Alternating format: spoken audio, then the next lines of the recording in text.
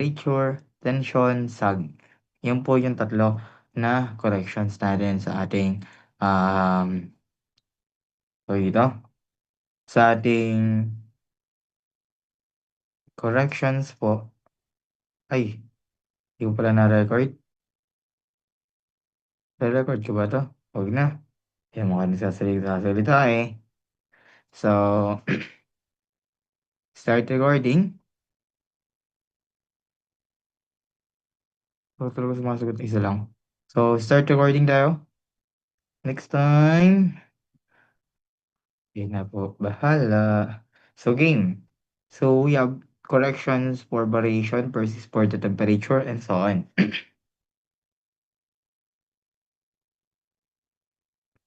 Ay, hindi pala pwede.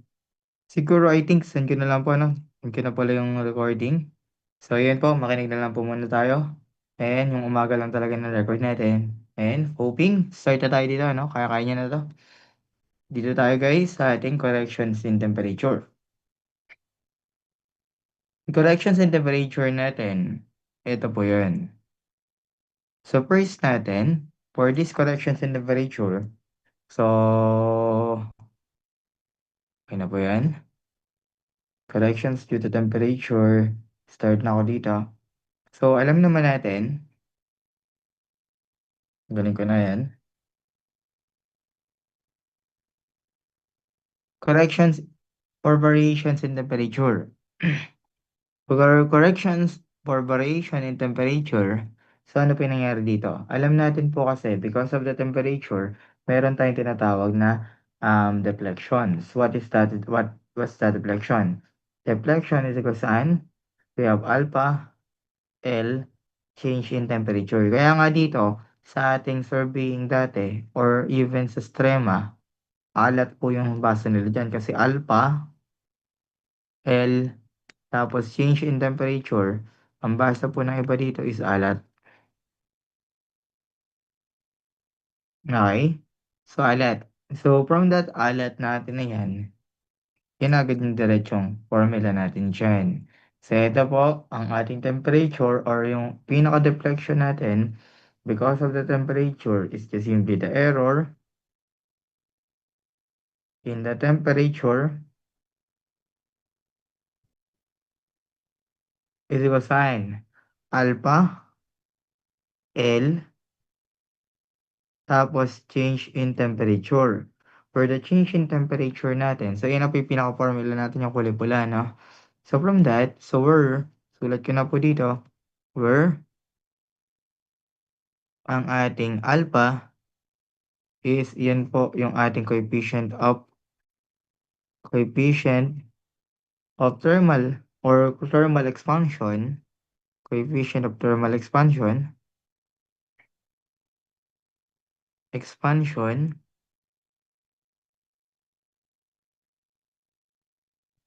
So, yung coefficient of thermal expansion, dapat alam po natin yung mga alpha sa bawat mga materials. First, kunyari po ay steel. Dapat alam po natin alpha, steel, meron din po tayo ditong pangalan nito. Kunyari ay copper, magkakaiba po yun. Okay, so we have alpha. Okay na po tayo dyan. Yung L po natin is the length. For alpha is a coefficient of thermal expansion. Ang L po natin is the length or the original length, I mean. Original length. This is the original length. And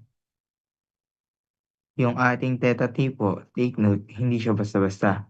Ang theta t natin dito guys is just simply equal sign. This is T minus Ts. Ano yung T minus Ts? Kaya nga po change in temperature, nagbabago. Where T is the standard temperature, eto po yung Ts. Yung T natin yung given temperature. Again, this is a standard temperature. Standard temperature. Okay na po siguro yan. Kailangan i-note ko na lang po ano note. Para kasi malaman natin kung ano po mangyayari. So, ganito po yan. I-note ko na lang. Note that Note na lang po natin that kapag ang nangyari po, the T is greater than the standard temperature, meaning ito tulong. Tulong. Sir, parang hindi ko magets. Madali lang po 'to 'no? Ulitin ko po. Ay mabara? Tulong. Kapag ang nangyari na po, T is less than TS, ito naman po ay too short.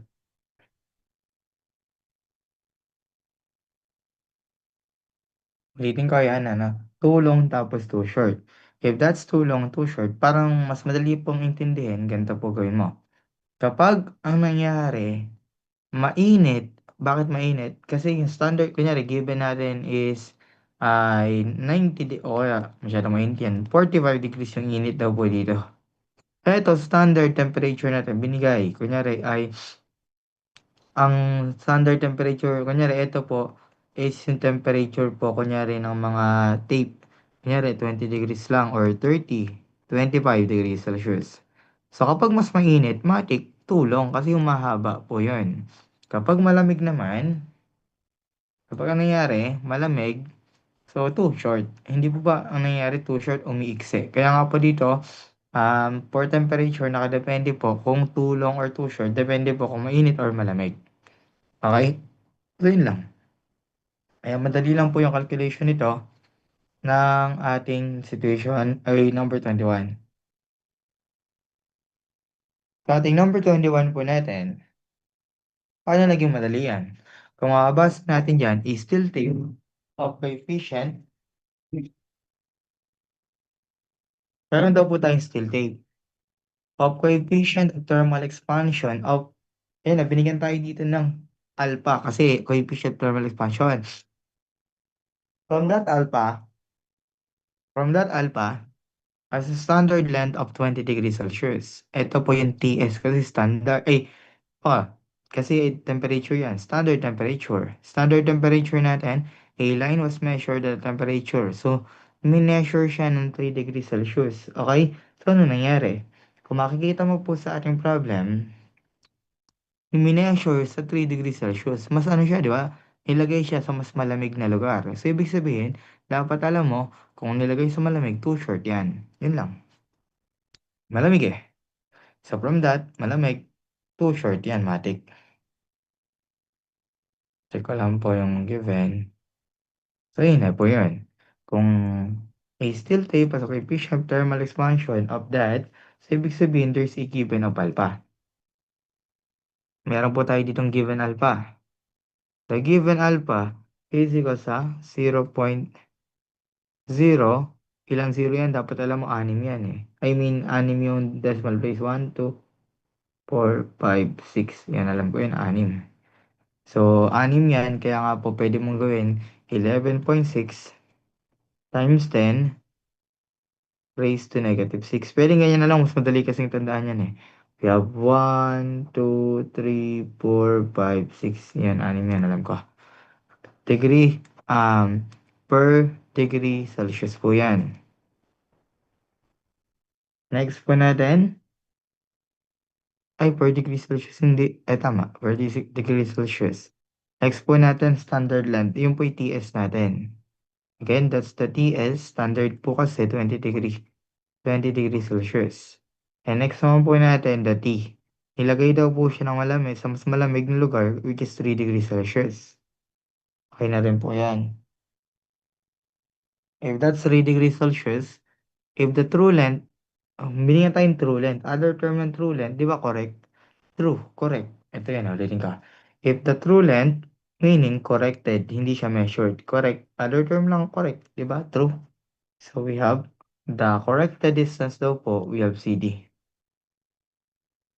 Physical sign, 856.50 meters. Kung 856.50 meters po tayo, corrected distance, actually, yun na po yung L natin. Pero mamaya, bakit nga ba yun yung L natin?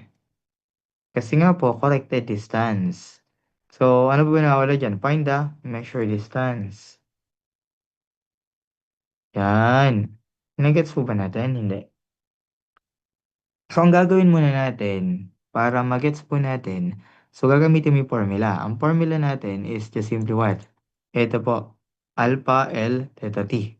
Alpha L, change in temperature. Ito po change in temperature natin. Ito po yung theta T. Okay? If that's the change in temperature po natin, theta T, ito po yan. Ano yung consider L? Ang consider po nating L, yung corrected po hindi yung measured. Corrected po. Kasi po, yung ating measured yung nagbabago dyan. Okay? What is the measured distance? So, una sa lahat, parang common sense. Bakit? Kasi nga po, measured distance to, yun yung tinatanong. Di ka makakasagot dito agad-agad kung wala ka pong ganito. O, di po ba? So, ibig sabihin, ang gusto ko i-point out dyan, matik, yung L talaga natin is the corrected distance, hindi po yung MD. So, direct substitution, ganito yung magiging formula natin. In our formula, that the error in temperature due to temperature is given. That's the formula for the error sa ating temperature. And from this error in temperature po natin, ang ating alpha is 11.6. 0.6 times 10 raised to 6. Negative 6 I mean. If that's a negative 6 natin, okay na po tayo. This is multiplied by L. Yung L nga po natin, yung corrected distance na 856. Point tayo ng 60. Ay, 0.50. Ang change in temperature natin, alam po kasi natin dito na ang change in temperature natin is T minus tayo ng TS. Okay, diretso na lang po natin ito na. So this is T minus TS. If this T minus Ts, diretso tayo. Ang ating temperature T is 3 degrees Celsius minus sign ng 20 degrees Celsius. Kung makikita nyo po yan, ang kalalabasan po dyan, naka-meter lang po yan. Kasi naka-degree per Celsius, mawala yung degree Celsius, and so on. Ulitin ko, ano? Ito, naka-degree, naka-per degree Celsius po ito or over 1 over 10 degrees Celsius. Ito naman po naka-meters. Ito naman po naka-degree Celsius. Kung makikita niyo po diyan, maka-cancel po yung degree Celsius. Meters lang po yung matitira. Kaya ibig sabihin, na magiging kalalabasan po nito, naka-meters lang po yan. So meaning, ang kalalabasan po dyan, matic negative. Bakit negative? Kasi nga po, too short yan. Kaya nga parang common sense. Nilagay mo sa malamig eh. From 20 degrees Celsius sa standard, nilagay mo sa malamig na lugar. So, negative. Di ba? Aatras. Kung aatras yan, ang lalabas natin is 0.1689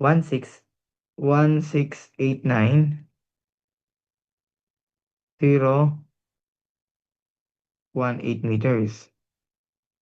So, we have 0.1689 meters. Iyan po yung ating error sa ating temperature. Ulitin ko, ano, that's the error for temperature. If that's the error for temperature natin, ano po mangyayari? If that's the error for temperature, meaning po niyan, actually, yan na rin po yung total error. Bakit po yan na rin yung total error?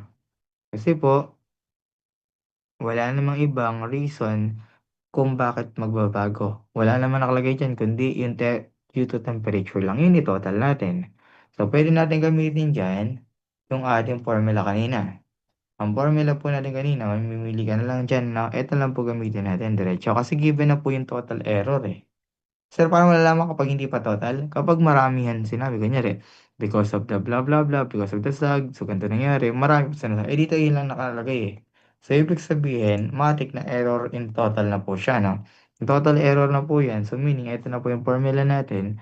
And solvable na po dito yung measure distance.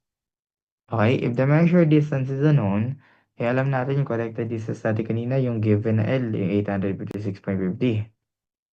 Measure distance natin, anong nga po ito? Hindi po ba ang nangyari dyan, too short? Kung too short yan, minus. Ulitin natin ano, gets mo siguro minus to, ano? Kasi too short po yun eh. So, we have 0.1689018.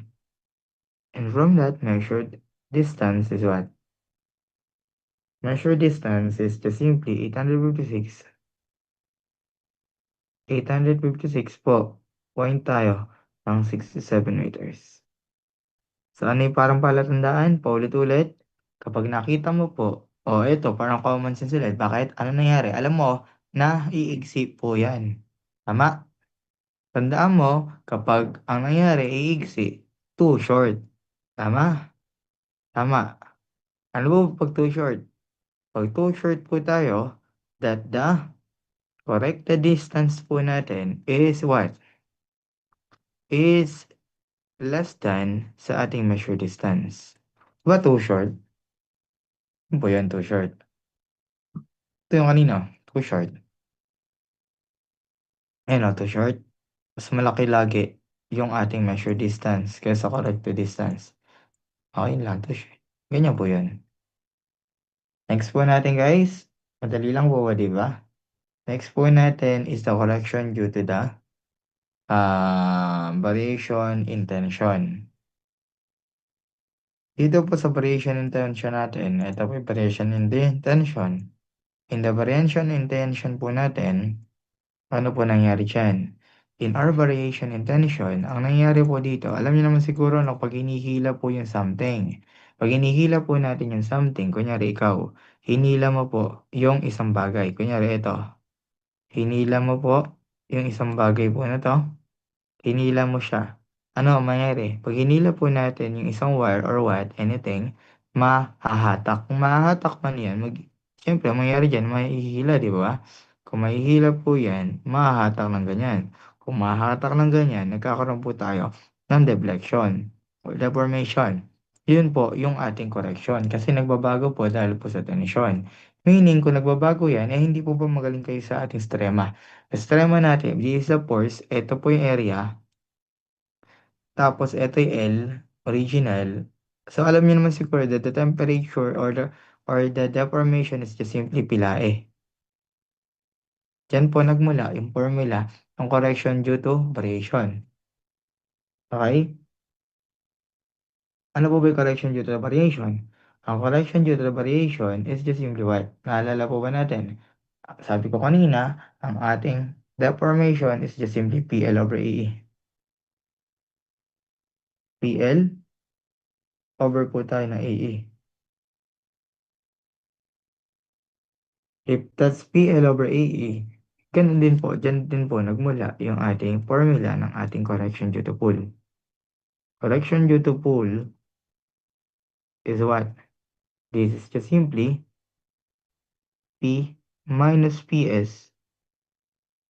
P minus PS times tayo ng L, PL over tayo ng AE. Diba? Ganun lang kasimple. From the formula in the deformation or PL over AE, dun din po nagmula yung correction due to pull. Literal, paghila. Okay? So from that, if that's a correction due to pull, so dalawa yung maaaring mangyari. Maaaring humaba, hinila mo, or umigsi. Kasi tinulak mo. Kunyari, yung mga bagay, tinulak mo, di ba? Correction due to sag, or correction due to pull. That's P minus PS times L over AE lang po tayo, no? Take note, PL over AE, same lang din po sa temperature. Ito pong PS natin, ito po yung standard na pool.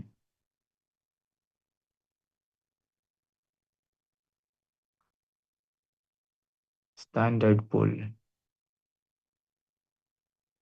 If this is a standard pool, ano mangyayari pag standard pool yan? Oh, simple lang. Kung yun po yung standard pool natin na mangyayari dyan, dapat alam mo na ang standard pool natin po, P or PS natin, nakadepende, no? Kapag ang nangyari, mas malakas po yung standard, edi positive. Kapag mas mahina, edi negative. Baliktad. Pag mas malakas yung standard, negative.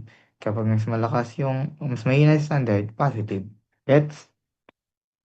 Para mas maintindihan natin to, sagutan po natin to ang situation natin I mean number 22.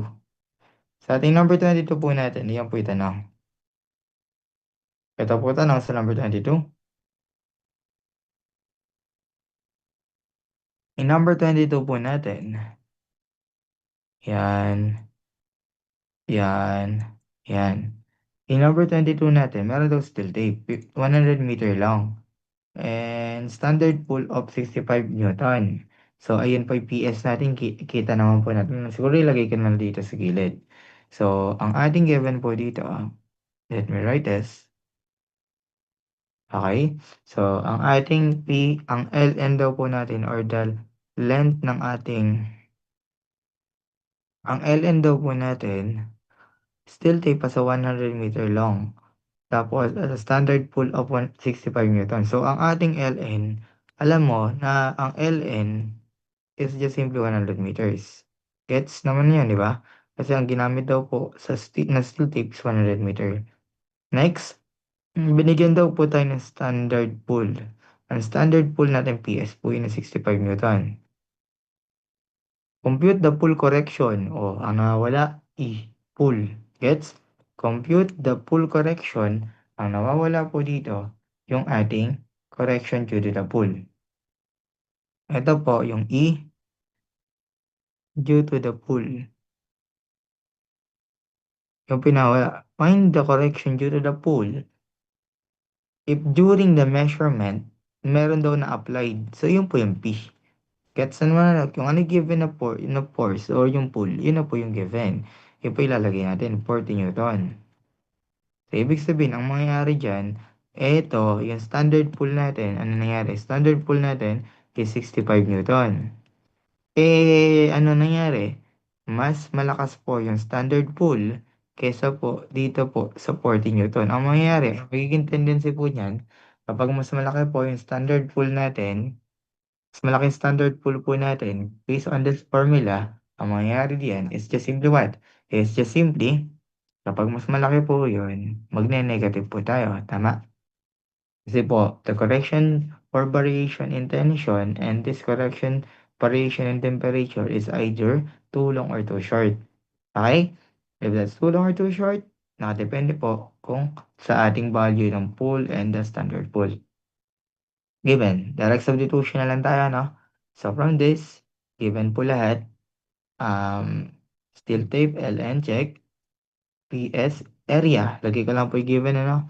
The cross-sectional area po natin is equal sa 3.8 in meters squared. I mean. Squared. And the modulus of elasticity, E, is equal sa 200,000 gigapascal. If this is 200,000 gigapascal, so pwede mong idiretso. Ano po ba yung 200,000 gigapascal? Ang labanan lang po dito sa part natin is Ah, ang labanan dito tandaan mo po is yung pinaka tingnan ko lang kung abot naman yata. Ang labanan po dito is yung ating ano po, is yung ating yan. Ang labanan is unit analysis. What do you mean unit analysis? O, sa ating formula, i-pull. Hindi po pwedeng mag-gigapascal ka dyan. Kasi po yung gigapascal, medyo hindi po tutugma. Bakit? Kasi ang gagamitin po natin dyan, MPa. Ilan yung 200? Ilan po ba yung, in terms of MPa? Hindi po ba times 1,000 lang? 200,000 MPa. Ano po ba yung MPa? Ang MPa po natin, ito yung MPa natin, naka-Newton per mm squared. Okay? Kung Newton per mm squared po yan, so okay na po tayo sa MPa.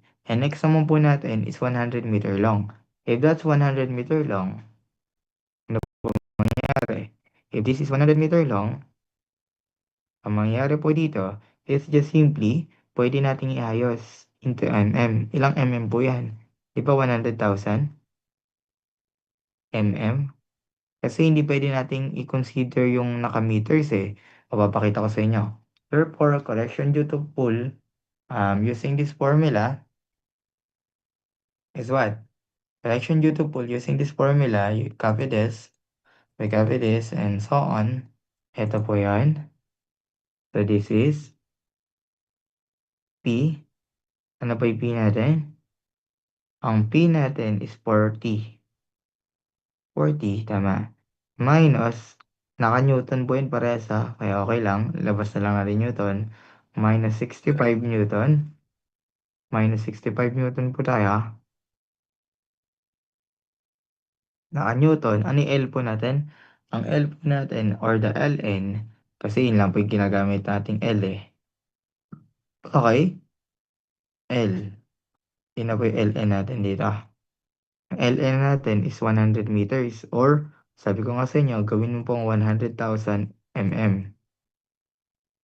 Bakit? O, pakita ko sa'yo sa baba.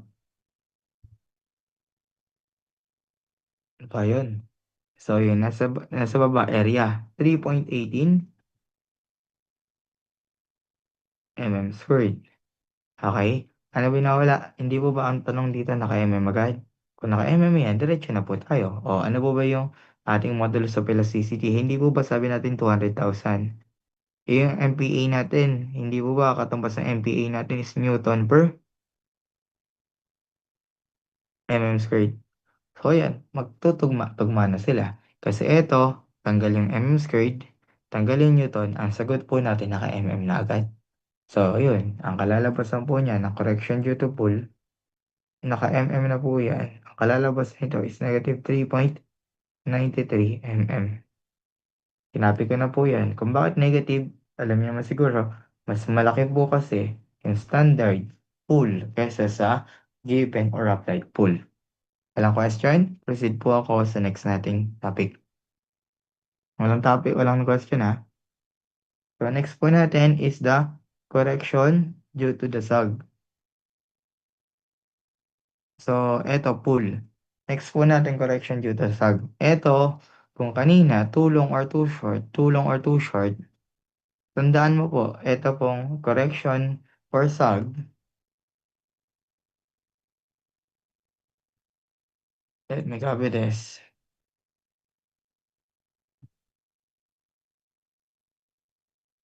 Yan. Ang correction due to sag po natin, just always remember, this is always, tandaan mo po ito, no? Always, is always too short. Bakit too short po lagi? Kasi po, sag po yan. Di po ba paglundo? Ano yung paglundo? Kunyari, meron ka ditong, sinulid. Sa sinulid mo na yan, ayan. Hindi po ba, pag nilagay po natin yung pin, ito po yung pin natin. Pin. Yan, pin yan, pin. Eh, because of the weight ng ating sinulid, or yung tape na mismo, ang mangyayari po kasi, magsasag po siyang paganyan.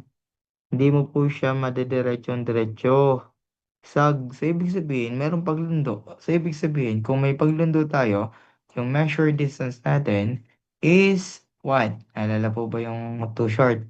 Ang measure distance po natin is always greater than the corrected distance. So yun po yung sinasabi natin. Kaya dito, tandaan natin, always too short po yan ha. Laging too short. Kung laging too short yan, tanda mo yan, eto na lang po yung formula natin. Ang formula natin dito, the correction due to sag, uy, sag po yan ha. The correction due to sag is what? This is equals to W squared, L cube, over po tayo ng ano? Over po tayo ng 24 P squared. So, yan po yung correction due to sag. Okay lang? So, yan. Ganun kasimple. Sulat ko na lang po where, sulat natin meaning, yung ating W, dapat tanda mo to, no? Kasi bakit? Yung bago lang naman dito, itong masasabihin natin. Yung W po natin, this is the weight of tape. Weight of tape. Dapat, tandaan mo, note ko lang to, no? Dapat yung weight, hindi literal na Newton, kilogram, or watt lang. It should be, dapat naka per distance po yun. Again, this is per distance per distance. Mahalaga pong malaman mo na this is per meters. Okay? Weight, yung W po natin yan weight of tape per distance. Dapat nakaganyan yan, W. Next, yung L po natin. L po natin dito is the length. Yung length natin is either meter. So dito hindi lang kilogram na maaaring newton or basta ano po weight. Okay? or kilonewton, newton. So, depende. Dito, mm, maaaring cm, and so on. Eh, yung P natin, yung P, yung P po natin, yung pull. Yung pull po natin is just simply maaari pong kilogram, maaari pong kilogram, newton, and so on. Nakadepende pa rin po na. Pero ang pinakamalaga dito yung per meters. Okay lang, dapat alam mo kung paano gamitin and unit analysis as usual. So, let me copy the problem, correction due to sag, may paglundo na nagaganap dito. So, itong correction due to sag, kaya natin to, no? So, let me copy this and so on. Yan. A 30 meter steel tape daw had a weight na, yun no, buti na lang na kilogram per meter na po agad tayo. Kaya madali lang to.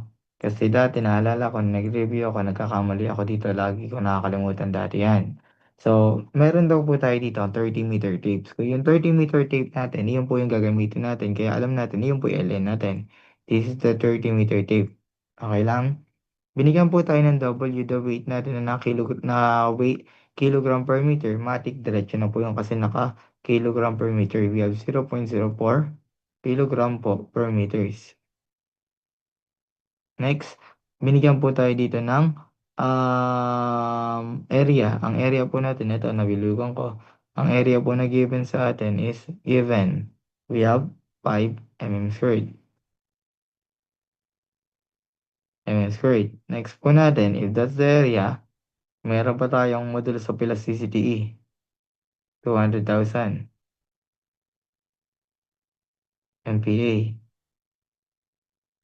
200,000 MPa. If that's 200,000 MPa, or give, this tape was held in horizontal supported at the ends only with a constant tension of 10 kilogram.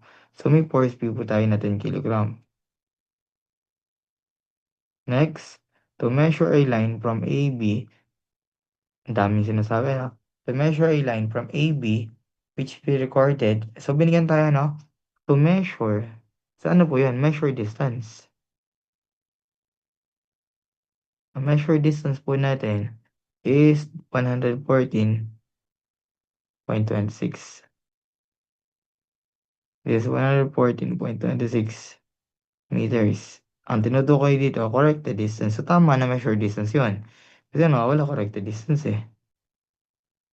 Yan. Madali lang po ito, no? So, bakit naging madali? Nagets niyo po ba yung problem? Hindi. Dami naman yan, sir. Ano yung gagawin dyan, sir? Ang problema dyan, o just imagine, steel tape, this tape was held horizontal. Oh, na-imagine? I-held daw pong horizontal, supported at ends only. Kung supported at ends only yan, ano po meaning yan? It is supported with the constant. So, ang nangyari, kunyari, ito po yung ating, yung tape natin. So, ito po yung katulad ng drawing natin kanina. Yung drawing natin kanina, ito po yung pin. Ilalagay ito po dito horizontally yung tape natin. So, matik lulundo. Sag po yun. Pag nilatag mo raw horizontal, matik magkakasag na. Kasi sinuporta sa dulo-dulo eh. With the constant natin, okay, ano nangyari? So, ito po yung pinakamalagay dyan, ano? Ang nasolve daw po natin na measure distance is 114 meters. Eh, ang ginamit natin, 30 meters steel tape lang eh. So, ibig sabihin, ilan pong 30 meters yung kinailangan para makakompute ng 114.26? Nag-gets namin sino point ko, no? Ang nasukat daw po natin is 114.26 meters. Eh, ang panukat mo lang 30 meters. So, ibig sabihin, this is what? This is, di ba parang nasa 3 point something yan? 3 point something. O kaya 3 point something. Bakit 3 point something? I-divide natin yan. Ano kalalabas niyan? Di ba 114.26 divide 30?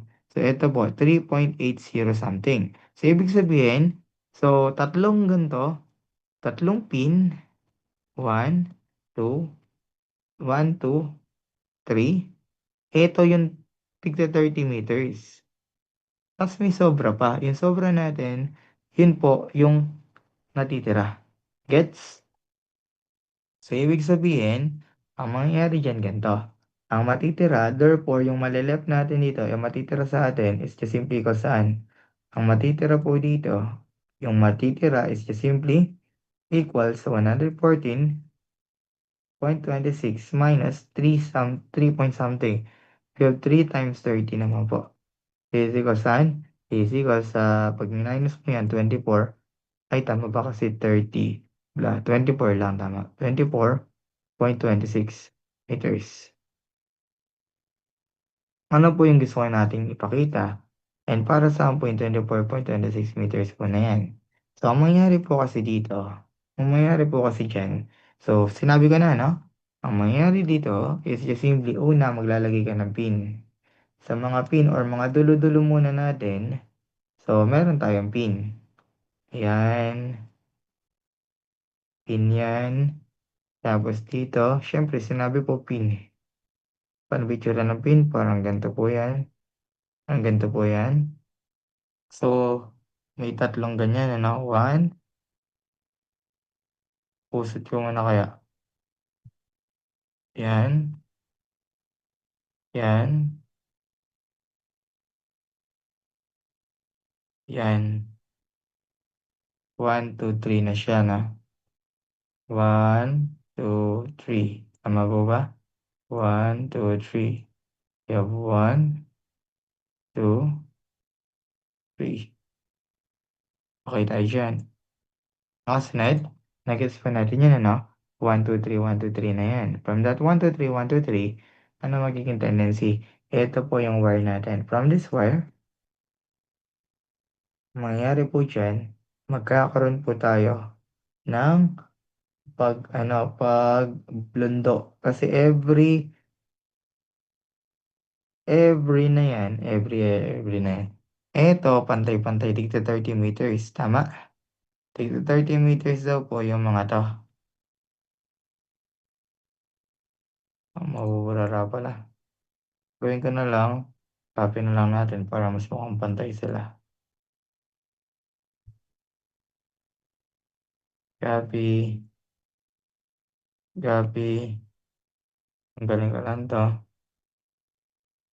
Copy natin yan. One,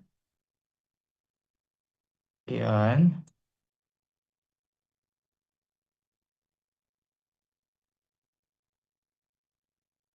Yan, okay na siguro yan. Paste ulit pa. Kasi tatlo yan eh.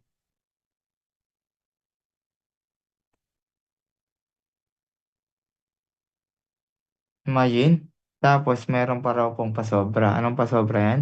Kasi po dito, kung tigda 30 meters po yung mga yan, meron daw pong sobrang part, medyo mas maliit na onte. So dito po, yung ating, so dito po, yung ating ano guys, yung ating sobra po na onte na 24.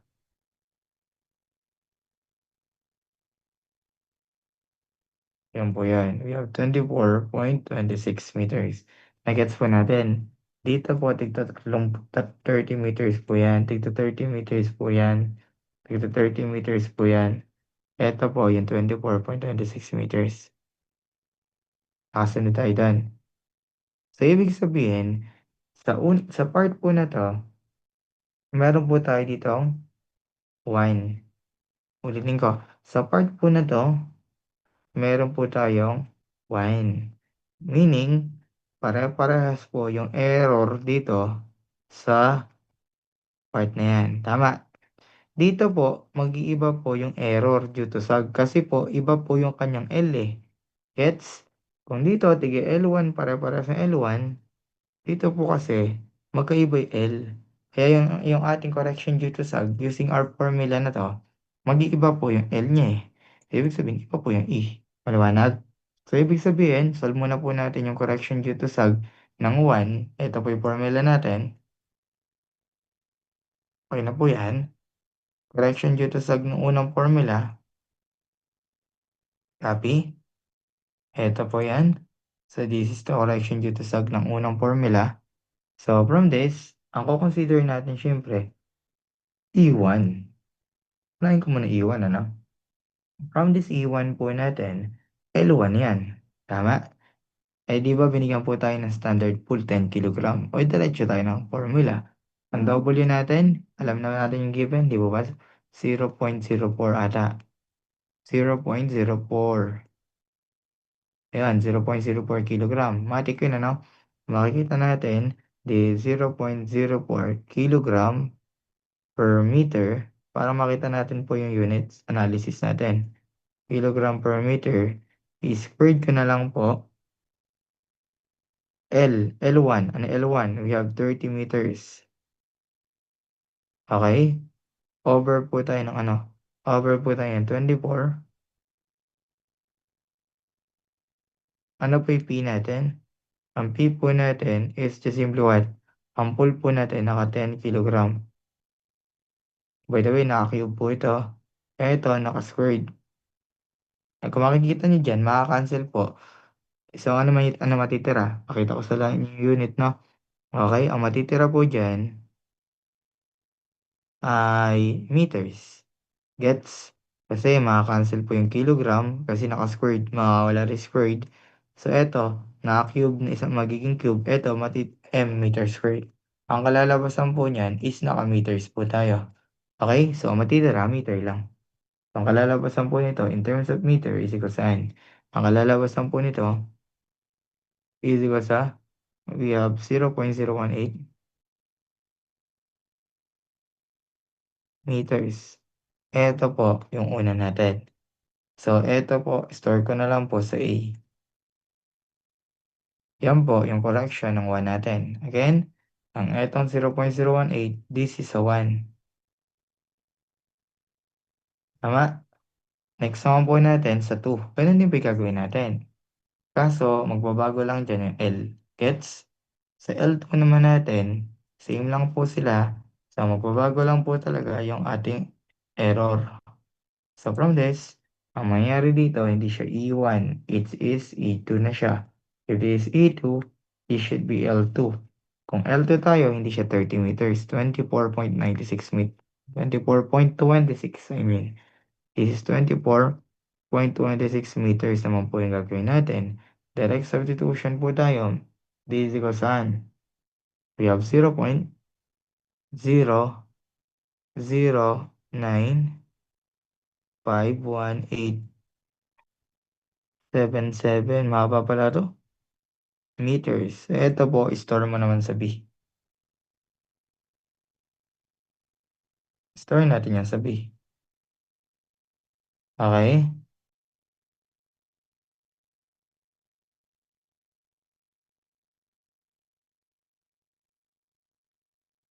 Store po natin sa B.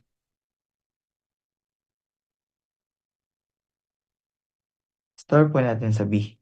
If na-store po yan sa B, okay na po tayo. No? So therefore, tatlo kasing E1 plus E2. So compute muna natin yung total error.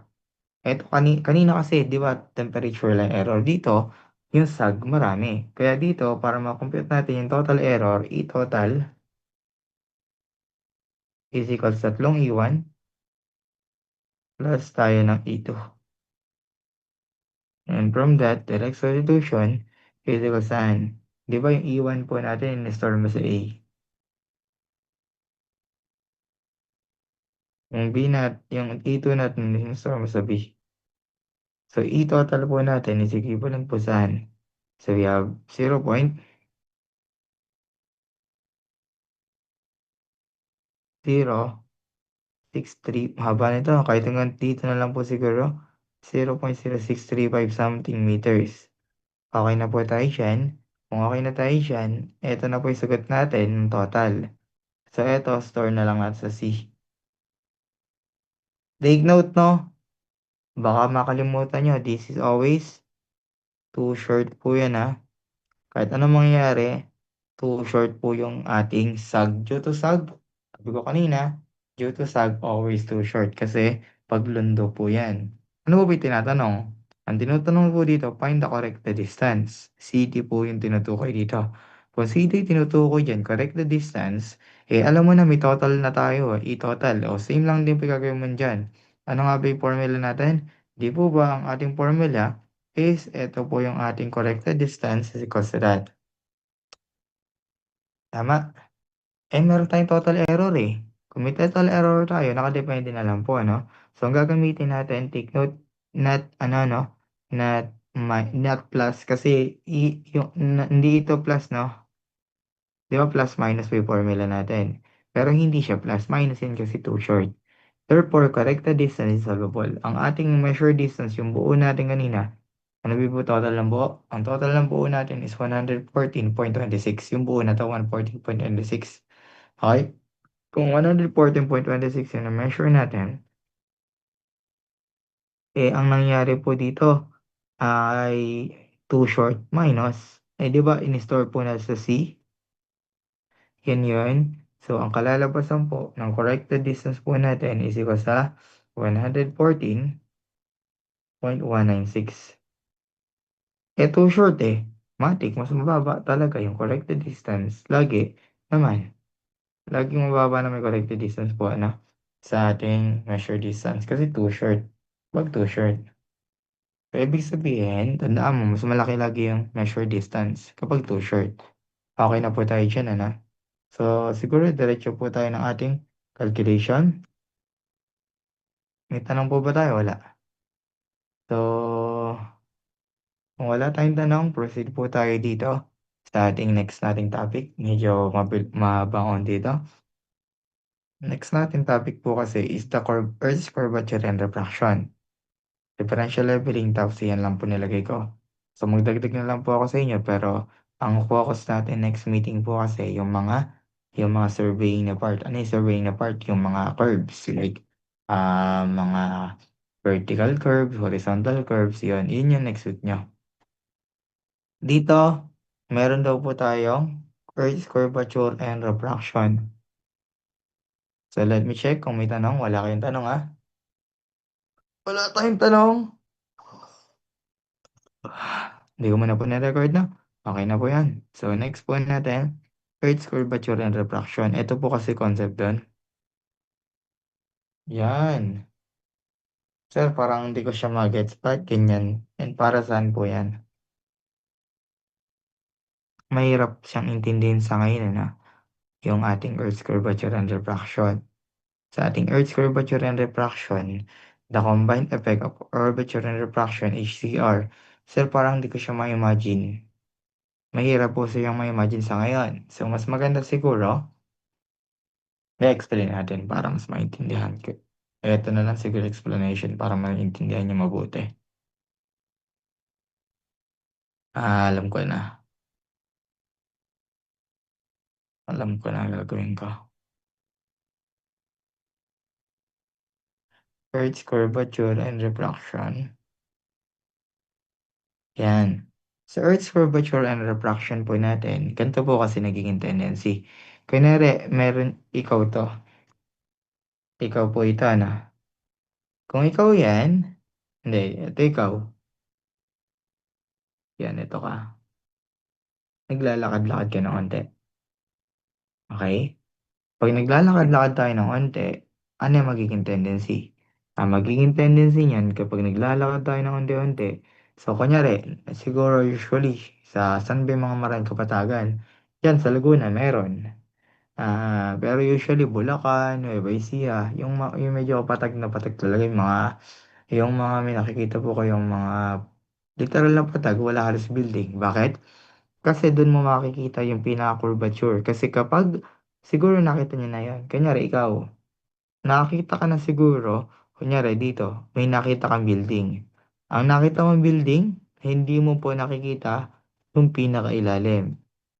Nakakita na kang ganun, no? Kasi in reality, yung ating mundo, pa-curve talaga, hindi ka naman flat earthers eh. Ang ating mundo po kasi is, pag ganyan po talaga. Okay? Kung ganyan po yung mundo natin, may pagka-curve natin, sa line of sight po natin, yung nakikita natin, yung kita lang po ng mata. Kaya po, yun yung reason kung bakit kinoconsider po natin yung Earth's curvature. That's for curvature, no? Eh, ano po yung refraction? Yung refraction naman po, kunyari ikaw. Eto po kasi, kunyari ikaw, eto ka. Di ba sa, ako ba nagturo ng physics sa inyo? Ako yata nagturo ng physics sa inyo yan sa refraction. So, sa refraction na sa physics, kasi alam niyo naman siguro na hindi naman talaga nandito yung isda. Kunyari, ikaw, akala mo nandyan yung isda. In reality, because of the optics, di ba nagbabago yung angle because of the material. Naalala? Because of this material. Kung nagbabago yung angle because of that material, anong meaning? Ang meaning niyan is just simply basic. No. Ang meaning niyan is just simply magkakaroon na tayong Earth's curvature. Ano yung Earth's refraction? Earth's curvature and refraction. So, ganito po kasi yung nangyari. Yan, sana nagkasinano. So, kunyari, ito raw po yung instrument. Yan. Ito yung instrument. Ito yung drawing natin yung instrument, oh. Hindi lang masyadong kita. Ito yung instrument natin.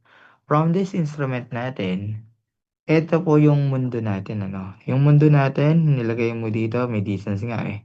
Pa-curve. So, yung nakikita kasi po, ng instrument po natin, ito po yan. Ang nakikita po ng instrument natin, ito yung horizontal line.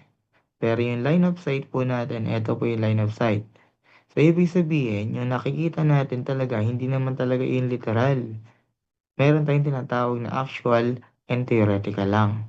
Okay? Yung actual po natin, ano yung pinagkaiba ng actual tsaka theoretical? So, sa actual, yun talaga yung nakikita mo. Ay, hindi. Yun talaga yung totoong distance. Pero yung nakikita natin, theoretical lang yun. What do you mean? Ang nakikita natin dito, akala mo naka-horizontally. Eh, pero ito yung nakikita ng mata mo. Hindi siya literal diretso. Gets? So, ibig sabihin, may effect po talaga yung pagka-curve ng mundo, tapos yung parang pagkaka-refract po sa ating mundo, like sa air and so on. So, may effect po yun. Sana nagigets na, sir, parang hindi ko siya magigets sa ngayon. Okay lang po, ano? So, ito po yung ginagamit ng, so, may effect po yung curvature and refraction, ha? So, ito po yung ginagamit ni Besa, ay Gile, eto yung Besa. The radius of the Earth, ano? RE is the radius of the Earth. So, copy ko muna ng ano, para mas maintindihan natin, siguro explain na po natin ano yung formula na kailangan natin. And saan po nanggaling yung nakita niyo pong formula kanina? Ito.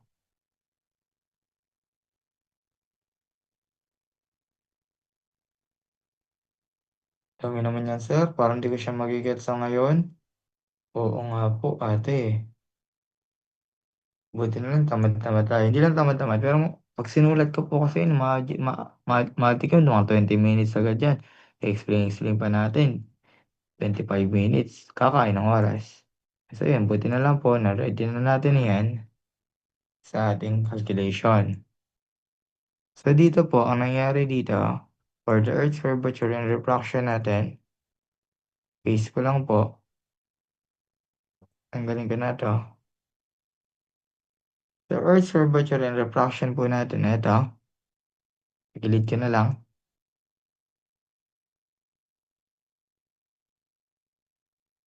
Yan.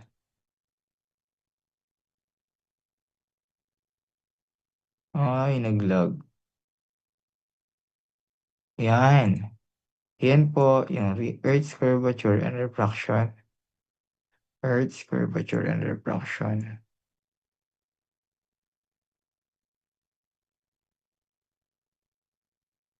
Okay. Okay. Diretso po tayo dito, na. Sa tingin tayo dito sa sunod na, sunod na concept. So, imagine nyo, no? Ito for curvature only. Sana mag-gets po natin to. Madali lang naman yan, ano? Ito po, kunyari, yung mundo. Excuse me? Kunyari, yun po yung mundo. From this mundo po natin, so ito, consider muna po natin yung effects of curvature only, ah. So, sa effects of curvature only. Sa effects of curvature only, so, kunyari may bilog po tayo. From that bilog po natin, okay? From that bilog po natin, gumawa po tayo ng horizontal line. Yung K po natin, ito po yung sasabihin natin horizontal line K. Okay? From that horizontal line K, okay? So, from this, meron po tayong tinatawag na radius of the Earth. Ito po yung radius of the Earth. From the Earth yan meaning yan radius of the Earth, RE. Because again, ang R po natin dyan is the radius of the Earth. So, from that radius of the Earth, kumuha tayo, in-exage lang po natin drawing na ito rin po yan, yung curvature.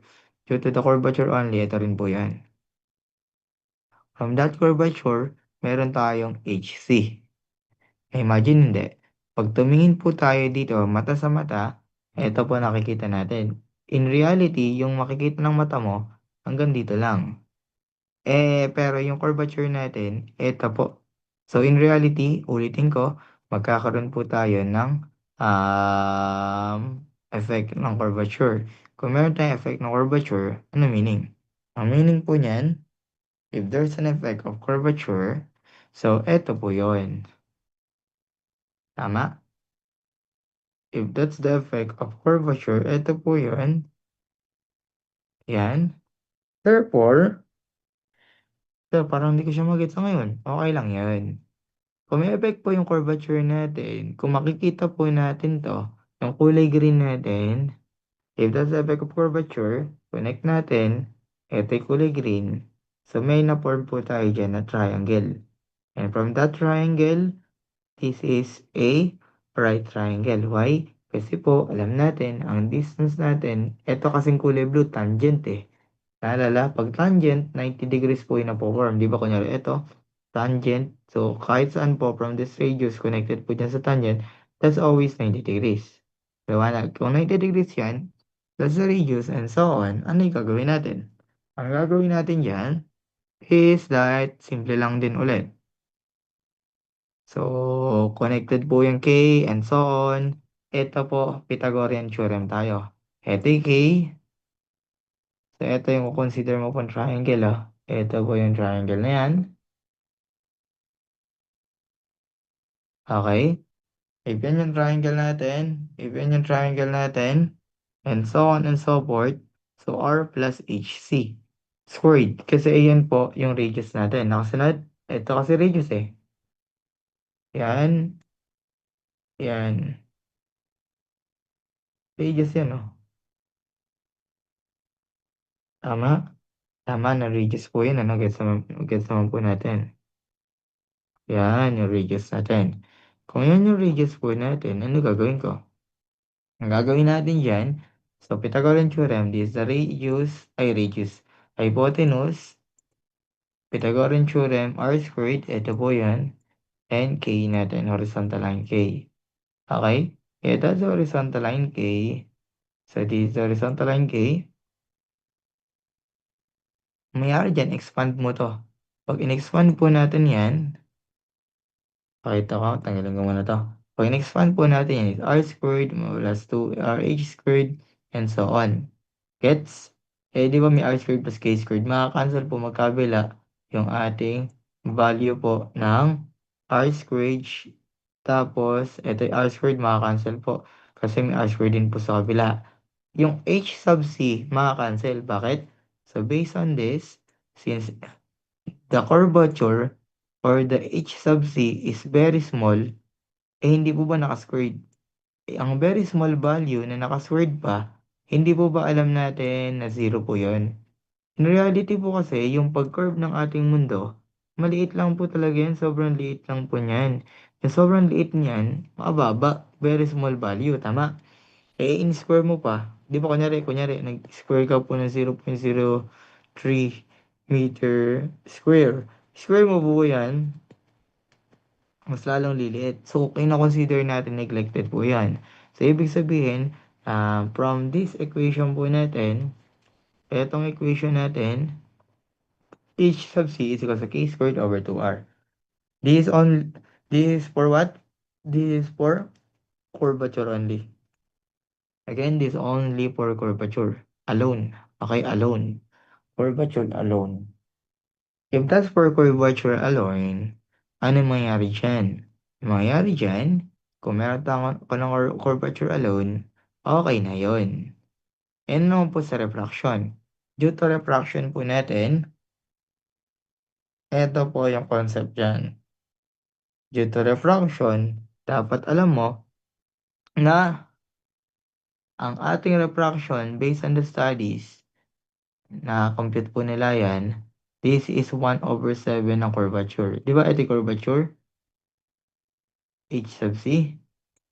If the curvature H sub c is meron tayong value, kuhanin daw po natin yung 1/7, yun na po yung due to refraction. So meaning, kapag dinrawing po, ito yung drawing natin kanina, no? Tingnan nyo ito mabuti. Yan. Or, ito na lang para mas madali. Kasi po, in reality, ito yung line, ito po yung horizontal line. O, tingin kayo dito, ito po yung horizontal line natin. Yan. Eh, because of the refraction, hindi po talaga diretso yung nakikita natin. Ang nakikita ng mata natin, itong kulay violet. Yan po yung line of sight natin. Kung yan po yung line of sight natin, ano mangyari? Ang mangyari, meron po tayong pagbabago. This is because of the refraction naman. And because of that refraction, ang kanya lang total, ito po yung H sub CR. So, pag kinuha po natin yung reason, because of the curvature, ito, and the refraction, ito, oy, and the refraction, ito, kasunod,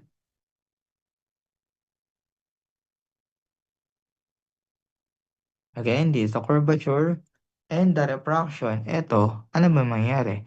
Ang mangyari dyan, makakompute natin yung ating value kasi H sub C, yung buo po na yan, ito yung H sub C, yung buo, bawasan natin ng H sub R, yung H sub R, di ba 1/7? Ang kalalabasan is 6/7 ng H sub C. Eh, ano ba yung H sub C? Yung H sub C natin, K squared over 2R. So, ang kalalabasan yan is 3/7 kasi makakancel po ito eh. Nagets po natin 'to, yung H sub c papalitan po natin nitong value na 'to, tama? Ngayon yung papalit natin, cross multiply, so magiging ano na 'to 'no, so magiging 1, eto magiging 3/7. Ito po yung formula, meaning po na H sub CR 'no, combined correction or combined because of the curvature and the refraction. Kaya po H sub CR because of the curvature and the refraction. Okay, gets? Nakasunod? Again, H sub CR po yan. Kapag mayroon ka H sub CR, combined correction ng ating curvature and refraction. So, ang kalalabasan po niyan, 3/7 K squared. So, si Besa, kung ito na po yung general formula natin, ano ko na, i-box ko. Pag binox na, hindi naman highlight ko na lang yan. Di po ba ito yung ating because of the curvature and refraction? That's because of the curvature and refraction. Ano po yung magiging tendency? Ang magiging tendency niyan, so si Besa at si Gile, magkaiba po silang ginagamit. Si Gile, ito, 6,400. Si Besa, 6,350 raw yung radius of the Earth. Pag gusto mo namang exact, 6,371 kilometers. Naalala niyo yung sa ano natin? Sa may P6? Ito po yun. Pero pwede mo pong gamitin silang dalawa. Pag ginamit po natin silang dalawa, ano mangyayari? Ang mangyayari po dito sa formula, papalitan lang po natin yung K ay yung ating R. Kasi itong R. Ang R po natin, 6,400. Palitan natin ng R ng 6,400. Ito po yan. Tama? Take note, ang 6,400 natin naka-kilometers. So, dapat naka-kilometers din po to. Okay? Pero take note, tandaan mo, ang ating H sub CR calculation, naka-meters lang po itong part na yan. Kaya dapat i-multiply mo sa 1,000. Kasi ang magiging sagot natin dito, naka-kilometers po. May isang matitirang kilometers dyan, ano? May isang matitirang kilometers dyan. Kung may isang matitirang kilometers yan, meaning kung naka-kilometer yan, i-convert mo natin sa ating meters. Kaya po yung formula natin is 0.067. Tandaan mo 'to 'no, the combined connection due to the curvature and refraction is 0.067 K squared tayo.